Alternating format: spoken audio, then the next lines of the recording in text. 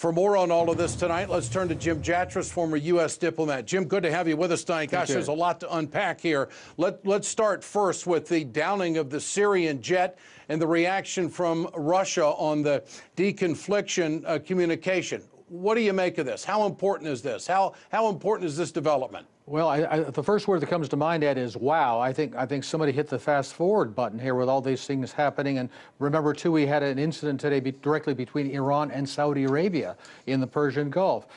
With regard to the incident in Syria, I do think it's a little bit odd that the Russians are cutting off this deconfliction channel, but you heard Foreign Minister Lavrov saying that we need to have more communication. I mean, even if they don't think the Americans are listening to them, I still think it's wrong for the Russians to cut off that communication. We need to be talking more, not less. That said, shooting down that Syrian plane was by no standard acceptable under international law. It cannot be considered self-defense when there's no authority either from the Syrian government or the Security Council for U.S. forces to be operating in this area at all.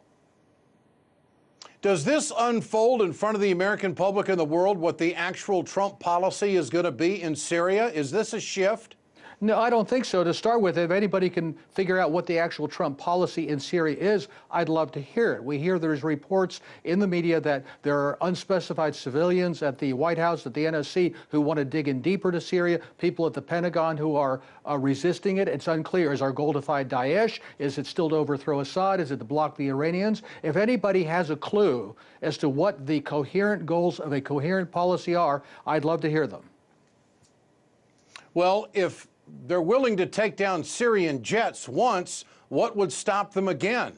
And it certainly puts the United States and Russia at odds militarily and also policy-wise, because the United States wants Assad out and the Russians don't. So the end game of this is pretty murky, isn't it? It certainly is. And as Manila pointed out, we've had the misreporting here in the Western media that the Russians have threatened to shoot down our planes, although what they have said comes very close to that, to say they will be tracking flights west of the Euphrates essentially as hostile objects. It seems to be clear that whatever the targeting of the Syrian plane was, the Syrians say it was Daesh, the U.S. side says it was the Kurdish forces, that what it is really designed to do is to block the Syrian forces moving east to relieve the town of Deir ez-Zor, which is really the key to eastern Syria and which way this war is going to go.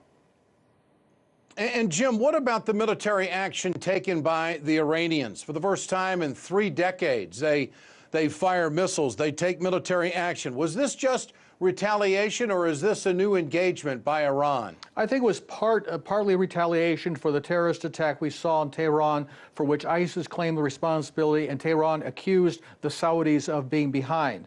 But I think it also means that they understand, that everybody understands, that we are nearing some kind of a crucial battle for eastern Syria. Those strikes hit Daesh targets around the town of Deir ez-Zor. That's where everything is converging, it seems to me.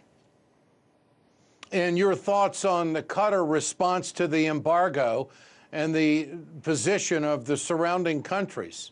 Well, of course, the Turkish troops have begun to arrive there. They're holding joint exercises with the Qataris that are not directed against anybody formally, but we all know that they're a warning sign against the Saudis not to take any military action against Qatar. The Qataris seem to be feeling in a strong position. They've even said that they're not even willing to negotiate with the Saudis now about their points of dispute until the embargo against Qatar is lifted. So, and remember also the Iranians are supporting the Qataris. And I think the Russians are, let's say, benignly neutral in that regard. So there's a lot going on.